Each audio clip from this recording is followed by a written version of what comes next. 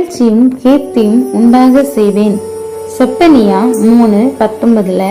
இதோ அக்காலத்திலே உன்னை சிறுமப்படுத்தின யாவரையும் தண்டிப்பேன்.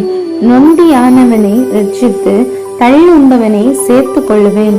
அவர்கள் வெட்கம் அனுபவித்த சகல தேசங்களிலும் அவர்களுக்கு புகழ்ச்சியும் கீர்த்தியும் உண்டாக செய்வேன் அப்படின்னு சொல்லிட்டு சொல்லப்பட்டிருக்கு.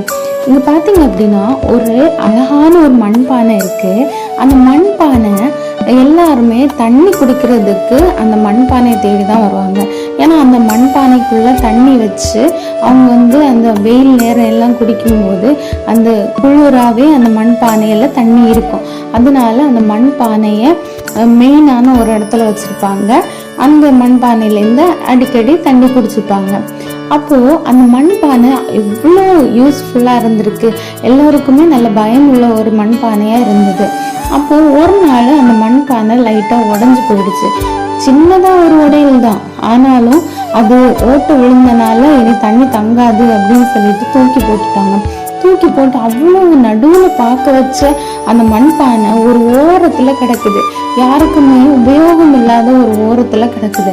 அப்போ ஒரு மண்பானை செய்யறவங்க அந்த மண்பானையை எடுத்து, இந்த மண்பானை நம்ம ஏதாவது செடி தொட்டி மாதிரி நம்ம செஞ்சா என்ன அப்படின்னு சொல்லிட்டு அதை வர்ணம் பூசி அதை எவ்வளோ அழகாக்க முடியுமோ கல்லெல்லாம் ஒட்டி அதை நல்ல ஒரு காஸ்ட்லியான ஒரு பாட்டா அவர் மாத்துறாரு.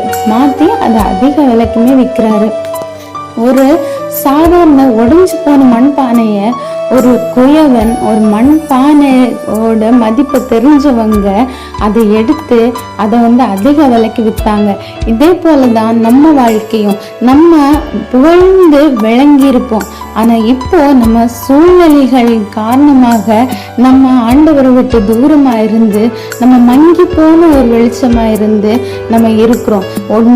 நொறுங்கி போய் உடைஞ்சு போய் கலங்கி போய் கவலைப்பட்டு கஷ்டப்பட்டுட்டு இருக்கிற நம்மளை பார்த்து ஆண்டவர் சொல்றாங்க, நான் உனக்கு புகழ்ச்சியும் கீர்த்தியும் உண்டாக செய்வேன். எந்த இடத்துல நீ தலை குனிஞ்சியோ அந்த இடத்துல உன்னை தலை நிமிந்து நடக்க பண்ணுவேன் அப்படின்னு சொல்லிட்டு ஆண்டவர் சொல்றாங்க. இன்னைக்குமே ஒருவேளை நான் உடைஞ்சு போயிட்டேன், இனி யாருக்குமே நான் தேவையில்லை, அதனால என்னை விட்டுருங்கப்பா அப்படின்னு இருக்காம, எஸ்ஸப்பா நான் என்ன உங்க கையில ஒப்படைக்கிறேன், என்ன நீங்க உங்களுக்கு ஏத்த ஒரு மண்பானையா என்னை மாற்றுங்க அப்படின்னு சொல்லிட்டு எசப்பாவுடைய கையில நீங்க உங்களை ஒப்பு கொடுக்கும்போது அவர் உங்களை ஒவ்வொரு விதத்திலையுமே ஒவ்வொருத்தரையுமே சிறந்து விளங்க பண்ணுவார். இன்னைக்குமே அவருடைய கரத்துல உங்களுடைய வாழ்க்கையை ஒப்பு கொடுங்க. அவர் நம்மளுடைய பிரச்சனைகள் எல்லாத்தையும் மாற்றி சமாதானத்தை தர வல்லவராக இருக்கிறாரு. இன்னைக்கும் விசுவாசிப்போம், ஜெயம் பெறுவோம். ஆமென்.